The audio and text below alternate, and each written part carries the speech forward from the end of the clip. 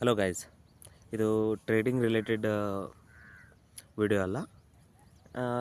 Just ಇದು investors related. ಸದ್ಯಕ್ಕೆ ನೀವು ನೋಡಿರ್ಬೋದು, ಲಾಸ್ಟ್ ವೀಕ್ ಅಂದರೆ ಮಂಡೇ ಟು ಫ್ರೈಡೇ ಲಾಸ್ಟ್ 5 ಸೆಕ್ಷನಲ್ಲಿ ಮಾರ್ಕೆಟ್ ಏನಾಗಿದೆ, ಮ್ಯಾಕ್ಸಿಮಮ್ ಸೆಲ್ ಆಫ್ ಬಂದಿದೆ. ಸೊ ಇದರಲ್ಲಿ ರೀಸನು ಭಾಳ ಇದಾವೆ. ಒಂದು FI ಏನಾದರೂ ಸೆಲ್ ಮಾಡ್ತಾ ಇರ್ಬೋದು. ಸೆಕೆಂಡು, ಇಂಡಿಯನ್ ರುಪಿ ಡೌನ್ ಹಾಕ್ಕೊಂತ US dollar strong ಆಗೋದಿರ್ಬೋದು.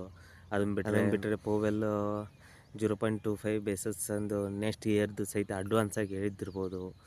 ಇಂಡಿಯನ್ದು growth rate, GDP rate just 5.6 ಎಷ್ಟು ಸಮಥಿಂಗ್ ಹೇಳಿದ ತಕ್ಷಣ ಅವರೆಲ್ಲ 10 ಲೆವೆಲಿಗೆ ಎಕ್ಸ್ಪೆಕ್ಟ್ ಮಾಡೋರು ಎಲ್ಲರೂ 5.6 ಅಂತಂದು RBI ಗವರ್ನರೇ ಹೇಳಿದ ಮ್ಯಾಗ ಮತ್ತು ಆಟೋಮೆಟಿಕ್ಕು ಮಾರ್ಕೆಟ್ ಕ್ರ್ಯಾಶ್ ಆಗೋ ಚಾನ್ಸಸ್ ಅಂತೂ ಇದ್ದೇ ಇರುತ್ತೆ, ಕಾಮನ್ ಅದು.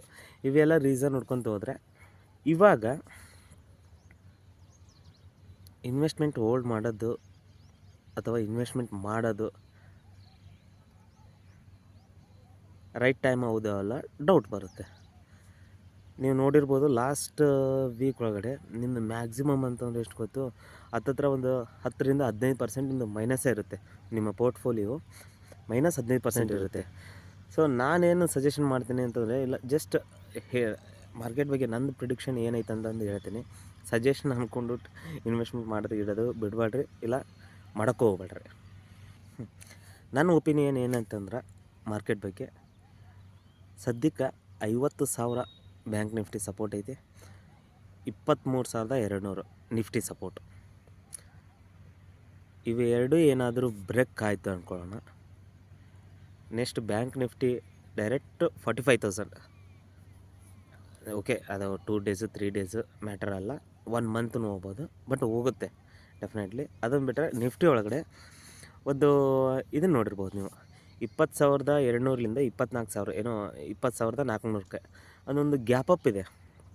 ಆ ಗ್ಯಾಪ್ ಫಿಲ್ ಆಗೇ ಇಲ್ಲ. ಟೆಕ್ನಿಕಲಿ ನೋಡಿದ್ರೆ ಗ್ಯಾಪ್ ಫಿಲ್ಲಿಂಗ್ ಒಂದು ಮೆಥಡ್ ಬರುತ್ತೆ, ಆ ಗ್ಯಾಪ್ ಫಿಲ್ ಸಹಿತ ಆಗಿಲ್ಲ. 20,000ಕ್ಕೆ ಬರೋ ಚಾನ್ಸಸ್ ಇದೆ. ಗ್ಯಾಪ್ ಫಿಲ್ಲಿಂಗ್ ಏನಾದರೂ ಒಂದು ಸಲ ಬಂತಂದರೆ ಓಕೆ, ನೆಕ್ಸ್ಟ್ ಮಾರ್ಕೆಟ್ ಅಪ್ಸೈಡ್ ಆಗೋದು ಯಾವಾಗಾದರೂ. ಎಷ್ಟು ಮಾರ್ಕೆಟ್ ಕೆಳಗೆ ಬಿದ್ರೂ, ಇವನು ಲಾಕ್ಡೌನ್ ಒಳಗೆ ಸಹಿತ ಮಾರ್ಕೆಟ್ ಕೆಳಗಡೆ ಬಿದ್ದರೂ ಮೋರ್ ದೆನ್ 50% ಬಿದ್ದಿತ್ತು. ಬಟ್ ರಿಟರ್ನ್ ಪುಲ್ ಬ್ಯಾಕ್ ಯಾವ ಲೆವೆಲ್ಗೆ ಆಯಿತು ಇಮ್ಯಾಜಿನ್ ಮಾಡಿ. ಸೊ ನಾವು ಲಾಕ್ಡೌನಿಂದು ಮಾರ್ಕೆಟ್ ಬಿದ್ದಿದ್ದು ನೋಡಿರಿ, ಮಾರ್ಕೆಟು ಮೋರ್ ದೆನ್ 50%, 13,000 ಸಮಥಿಂಗ್, ಅಲ್ಲಿಂದ ಡೈರೆಕ್ಟ್ 7,000ಕ್ಕೆ ಬಂದಿತ್ತು. ಅಲ್ಲಿಂದ ನಿಫ್ಟಿ ಮತ್ತು ರಿಟರ್ನ್ ಪುಲ್ ಬ್ಯಾಕ್ ಹೋಗಿ 26,000 ಲಾಸ್ಟ್ 5 ಇಯರ್ಸಲ್ಲಿ. ನೀವು ಅಬ್ಸರ್ವ್ ಮಾಡಿರ್ಬೋದು, ಮೋರ್ ದೆನ್ 100% ನಿಮಗೆ ರಿಟರ್ನ್ ಕೊಟ್ಟಿದ್ದು ನಿಫ್ಟಿ ಒಳಗಡೆ. ನೀವು ಸಪೋಸ್ ನಿಫ್ಟಿ ಬೀಸ್ ಬೈ ಮಾಡಿರ್ಬೋದು, ಯಾವುದೋ ETF ಏನೋ ಇದ್ರೊಳಗೆ ಬೀಸ್ ಒಳಗಡೆ, ಇಲ್ಲ ಅದರೊಳಗೆ SIP ಮಾಡ್ಕೊಂಡು ಹೋಗಿರ್ಬೋದು, ಇಲ್ಲ ಏನೋ ಒಂದು ಮಾಡಿರ್ಬೋದು. ಮ್ಯಾಕ್ಸಿಮಮ್ ರಿಟರ್ನ್ 5 ವರ್ಷಗಳ 100% ಅಂತಂದರೆ ಇಟ್ಸ್ ನಾಟ್ ಈಸಿ ಅಂತ ಹೇಳೋಕ್ಕಂಕರ್ ಬರೋಲ್ಲ. ಇವಾಗ ನಾನು ಏನು ಹೇಳ್ತೀನಿ ಅಂತಂದರೆ, ಜಸ್ಟ್ ಸಿಂಪಲ್ಲಾಗಿ ನೀವು ಫ್ರೆಷರಾಗಿ ಅಥವಾ ಸ್ಟಾಕ್ ಮಾರ್ಕೆಟ್ ಬಗ್ಗೆ ನಾನು ಬರಬೇಕು, ನಾನು ಇನ್ವೆಸ್ಟ್ಮೆಂಟ್ ಮಾಡಬೇಕು ಅನ್ನೋರಿಗೆ ವೇಟ್ ಮಾಡಿರಿ, ಇನ್ವೆಸ್ಟ್ಮೆಂಟ್ ಮಾಡೋಕ್ಕೆ ಹೋಗ್ಬೇಡ್ರಿ. ನೆಕ್ಸ್ಟ್ 1 ಇಯರ್ 2024 ಮುಗಿಯೋಕ್ಕೆ ಬಂತು, ಈಗ 25, 2025 ತನಕ ಇನ್ವೆಸ್ಟ್ಮೆಂಟ್ ಮಾಡೋಕ್ಕೆ ಹೋಗ್ಬೇಡ್ರಿ. ಸಪೋಸ್ ನಾ ಹಂಗೂ ಮಾಡಬೇಕು, ನನ್ನ ಹತ್ರ ಎಕ್ಸೆಸ್ ಅಮೌಂಟ್ ಉಳಿದೈತಿ, ಅದು ಇದು ಅಂತಂದು ಅನ್ನೋದಿತ್ತಂದರೆ ಸಜೆಷನ್ ಅಂತೂ ಕೊಡೋಲ್ಲ, ಬಟ್ ಹಂಗಂತ ರೆಕಮೆಂಡು ಮಾಡೋಂಗಿಲ್ಲ. ಹೇಳ್ತೀನಿ ಏನು, ಮಾರ್ಕೆಟ್ ಏನಾದ್ರು ಕ್ರ್ಯಾಶ್ ಆಯ್ತಂದರೆ ಗೋಲ್ಡು ವೈಸ ಇರುತ್ತೆ. ಮಾರ್ಕೆಟ್ ಕೆಳಗೆ ಬಿತ್ತಂದರೆ ಗೋಲ್ಡ್ ಮೇಲೆ ಹೋಗುತ್ತೆ, ಮಾರ್ಕೆಟ್ ಕೆಳಗೆ ಬಿತ್ತಂದರೆ ಗೋಲ್ಡ್ ಮ್ಯಾಕ್ ಹೋಗುತ್ತೆ.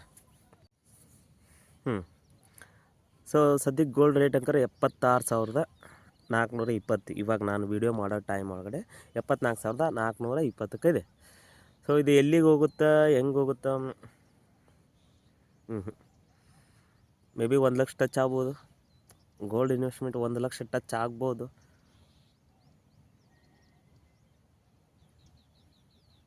ಸೊ ಫ್ರೆಶರ್ಸ್ ಇತ್ತಂದರೆ ಯಾರು ಮಾರ್ಕೆಟಿಗೆ ಇನ್ವೆಸ್ಟ್ಮೆಂಟ್ ಮಾಡೋಕ್ಕೆ ಬರಬೇಡ್ರಿ ಸದ್ಯಕ್ಕೆ. ಈಗ ಆಲ್ರೆಡಿ ಇನ್ವೆಸ್ಟ್ಮೆಂಟ್ ಮಾಡಿದಾರೆ, ಪ್ರಾಫಿಟ್ ಬುಕ್ ಮಾಡೋದು ಬೆಟ್ರನ. ಮೋರ್ ದೆನ್ 50%, 60% ಲಾಸ್ಟ್ 5 ಇಯರ್ಸ್ ಒಳಗಡೆ ನೀವು ಏನೋ ಹೋಲ್ಡ್ ಮಾಡ್ಕೊಂಬಂದಿದ್ರ, ಇಲ್ಲ ಮ್ಯಾಕ್ಸಿಮಮ್ 5 ಇಯರ್ಸ್ ಗಂಟಲೆ ಹೋಲ್ಡ್ ಮಾಡಿದರೆ 100% ಇಲ್ಲ 200% ರಿಟರ್ನ್ ಇದ್ದೇ ಇರುತ್ತೆ. ಬುಕ್ ಮಾಡೋದು ಬೆಟ್ರು. ಇನ್ನೂ ಎಷ್ಟು ದಿನ ಹೋಲ್ಡ್ ಮಾಡ್ತೀರಿ? ಓಕೆ, ಆ ಮಾರ್ಕೆಟ್ ಕರೆಕ್ಷನ್ ಬಂದು ಮತ್ತೆ ರಿಟರ್ನ್ ಮ್ಯಾಕ್ ಹೋಗುತ್ತೆ. ಸರಿಯಪ್ಪ, ನಾನು ಪೂರಾ ಲಾಂಗ್ ಟರ್ಮ್ ಅಂದರೆ 10 ಇಯರ್ಸು 15 ಇಯರ್ಸು ಇಲ್ಲ 20 ಇಯರ್ಸು ಈ ಥರ ಏನಾದ್ರು ಥಿಂಕಿಂಗ್ ಇತ್ತು ಅಂದರೆ ಸೆಲ್ ಆಫ್ ಮಾಡೋಕ್ಕೆ ಹೋಗ್ಬೇಡ್ರಿ. ಯಾಕೆ ನಿಮ್ಗೆ ಆ ಅಮೌಂಟ್ ನೆಸೆಸಿಟಿನೇ ಇಲ್ಲ ಅಂದಮ್ಯಾಗ ನೀವು ಸೆಲ್ ಮಾಡೋ ಇಂಟೆನ್ಷನ್ ಇಟ್ಕೊಬೇಡ್ರಿ. ಬಟ್ ಇಲ್ಲಿ ನೀವು ಒಂದು ಅಬ್ಸರ್ವ್ ಮಾಡಬೇಕು, ಏನಂತಂದರೆ ಅಪ್ಪಿತಪ್ಪಿ ಮಾರ್ಕೆಟ್ ಏನಾದ್ರು ಕ್ರ್ಯಾಶ್ ಆಯ್ತಂದರೆ ರಿಸೆಷನ್ ಬರೋ ಚಾನ್ಸಸ್ ಭಾಳ ಇದೆ. ಒಮ್ಮೆ ರಿಸೆಷನ್ ಏನಾದರೂ ಬಂತಂದರೆ, ಲಾಸ್ಟ್ ಕೋವಿಡ್ ಟೈಮ್ ಒಳಗಡೆ ರಿಸೆಷನ್ ಇತ್ತು. ಆ ಟೈಮ್ ಒಳಗೆ ನೀವು ನೋಡಿರ್ಬೋದು, ಕಾರ್ಪೊರೇಟ್ ಸೆಕ್ಟರ್ ಒಳಗೆ ಲೇ ಆಫ್ ಸ್ಟಾರ್ಟ್ ಆಗಿರ್ಬೋದು. ಇವನ್ ಪ್ರೊಡಕ್ಷನ್ ಸೆಕ್ಟರ್ ಒಳಗೆ ಸಹಿತ ಲೇ ಆಫ್ ಬರ್ಬೋದು. 3-4 ಲೈನ್ ಸ್ಟಾಪ್ ಮಾಡಿ, ಪ್ರೊಡಕ್ಷನ್ ಸ್ಟಾಪ್ ಮಾಡಿ, ಎರಡೇ ಇದ್ರೆ ಸಾಕಾಳು ಅನ್ನೋ ಲೆವೆಲಿಗೆ ಅವ್ರು ಬರ್ತಾರೆ. ಅವಾಗ 4 ಲೈನ್ ಒಳಗೆ ಇರೋರಂಕರ ನಿಕಾಲಿ. ಕಾರ್ಪೊರೇಟ್ ಸೆಕ್ಟರ್ ಒಳಗಡೆ ಮ್ಯಾಕ್ಸಿಮಮ್ ಇವರೇ ಕೆಳಗಡೆ ಏನಿರ್ತೇವಲ್ಲ ನಾವು, ಬಿ ಪಿ ಒ ಇಂಡಸ್ಟ್ರಿ ಒಳಗಡೆ, ಐ ಟಿ ಒಳಗಡೆ ಇರ್ತಾರೆ. ಅದರಲ್ಲಿ ಕಡಿಮೆ ಈಗ ಐ ಟಿ ಸೆಕ್ಟ್ರ್ ಸಹಿತ US ಡಾಲರ್ ಸ್ಟ್ರಾಂಗ್ ಆಗೋದ್ರಲ್ಲಿಂದ ಟ್ಯಾಕ್ಸಸ್ ಇಂಪೋಸ್ ಮಾಡಿದ್ದಕ್ಕೆ ಈಗ ಸರ್ವಿಸ್ ಒಳಗಡೆ ಮ್ಯಾಕ್ಸಿಮಮ್ ಇಂಡಿಯಾದ ಎಕಾನಮಿ ಮೇಲೆ ಸಿಕ್ಕಾಬಟ್ಟೆ ಬೆಟ್ ಬೀಳುತ್ತೆ. ಸೊ ರಿಸೆಷನ್ ಬರೋದಂತೂ ಚಾನ್ಸಸ್ 99% ಇದೆ. ಕಾರ್ಪೊರೇಟ್ ಸೆಕ್ಟರ್ ಒಳಗಡೆ ಬಿ ಪಿ ಒ ಇಂಡಸ್ಟ್ರಿ ಇರ್ಬೋದು, ಇಲ್ಲ ಐ ಟಿ ಸೆಕ್ಟರ್ ಇರ್ಬೋದು, ಇದರೊಳಗಡೆ ಯಾರಾದರೂ ವರ್ಕ್ ಮಾಡೋರಿದ್ರೆ don't go with safe zone. Otherwise you will face the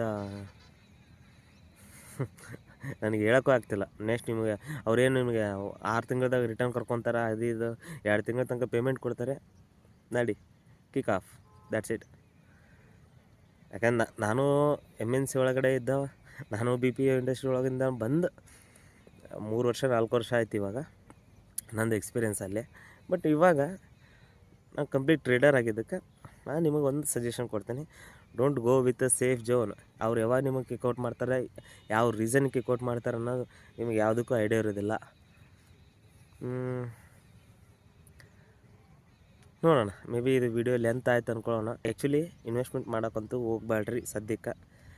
next 1 year ತನಕ, ಇವನ್ ನನ್ನ ಫ್ರೆಂಡಿಗೆ ಸಹಿತ ನಾನು ಅದನ್ನೇ ಸಜೆಸ್ಟ್ ಮಾಡ್ತೀನಿ, ನೆಕ್ಸ್ಟ್ 1 ಇಯರ್ ತನಕ ಇನ್ವೆಸ್ಟ್ಮೆಂಟ್ ಮಾಡೋಕ್ಕೆ ಹೋಗ್ಬೇಡ್ರಿ.